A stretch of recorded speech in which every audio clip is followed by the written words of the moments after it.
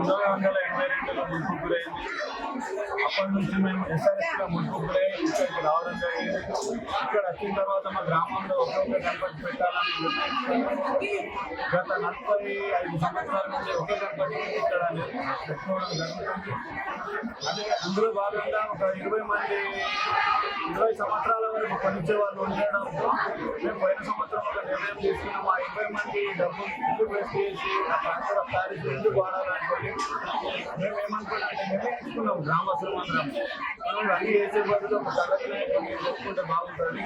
అందులో భాగంగా 20 సంవత్సరాల పూర్త 20 వేలు జమ చేసుకొని ఈ గణపతిని చేసుకున్నాం జరిగింది.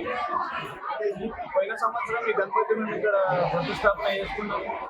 అందులో భాగంగా ఒక 30 సంవత్సరాల నుంచి సంతానం లేని వాళ్ళు అట్లా ఒక 8 నుంచి 10 మందికి సంతానం కావడంతో ఈ సంవత్సరం మాకు భక్తులు అనేది పోయిన సంవత్సరం ఇప్పటికీ రెట్టిపోయారు.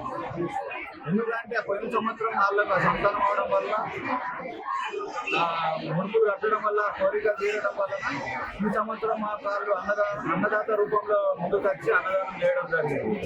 అందులో భాగంగానే ఇప్పుడు మీరు అక్కడ చూస్తున్నారు ముడుపులు ఈ సంవత్సరం పోయిన సంవత్సరం ఇప్పటికి 10 రెట్లు పెరిగింది. అంటే ఈ దేవుడి మీద నమ్మకంతో ఈ భక్తులు ఇక్కడ ఎక్కువ అవడం జరిగింది. మేము గత 42 సంవత్సరాల నుంచి ఏక గణపతిని నిలుపుకుంటున్నాము. గత 2 సంవత్సరాల నుండి కర్ర వినాయకుడిని మా ఊళ్ళో ప్రతిష్ఠించుకున్నాము. పోయిన సంవత్సరం కొంతమంది వచ్చారు. ఈ సంవత్సరం చాలా అందరికీ మొక్కులు నెరవేరడం వల్ల ఇక్కడ ఇరుగు రాష్ట్రాల నుంచి చాలా మంది వస్తున్నారు, జిల్లాల నుంచి వస్తున్నారు.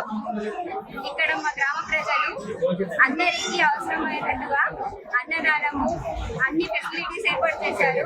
చుట్టుప్రక్కల గ్రామాల నుంచి భజన కార్యక్రమానికి కూడా చాలా మంది వస్తున్నారు. ఇక్కడ అందరికీ మొక్కులు నెరవేరడం వలన అందరికీ చాలా సంతోషంగా ఉంది. శ్రీ గురుభ్యో నమః. హరి ఓం. వక్రతుండ మహాకాయ కోటి సూర్య సమప్రభ నిర్విఘ్నం గురుమేదేవ సర్వకార్యేషు సర్వదా. ఇప్పుడు మీరు చూస్తున్నటువంటిది అబ్దుల్లాపూర్ గ్రామం, లోకేశ్వరం మండలం, నిర్మల్ జిల్లా. ఇక్కడ మేము 2 సంవత్సరాలుగా మోక్ష కర్ర గణపతిని ఇక్కడ నవరాత్రి ఉత్సవాల్లో భాగంగా స్థాపితం చేసుకోవడం జరుగుతుంది.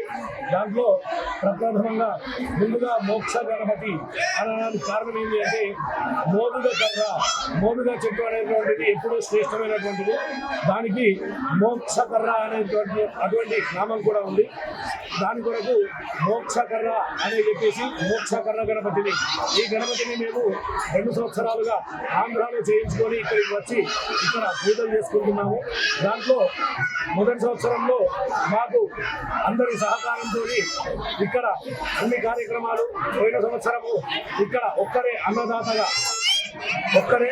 అన్నదాతగా మొత్తం స్వీకరించి ఆయననే అన్నదానం చేశారు. ఈ సంవత్సరము పోయినసారి ముడుపులు కట్టిన వారందరికీ 70% మందికి 70% మందికి అందరికీ మొక్కులు నెరవేరాయి.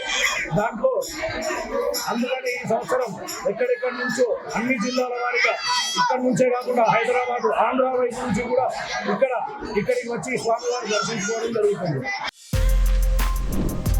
For more videos like this, subscribe Big TV channel.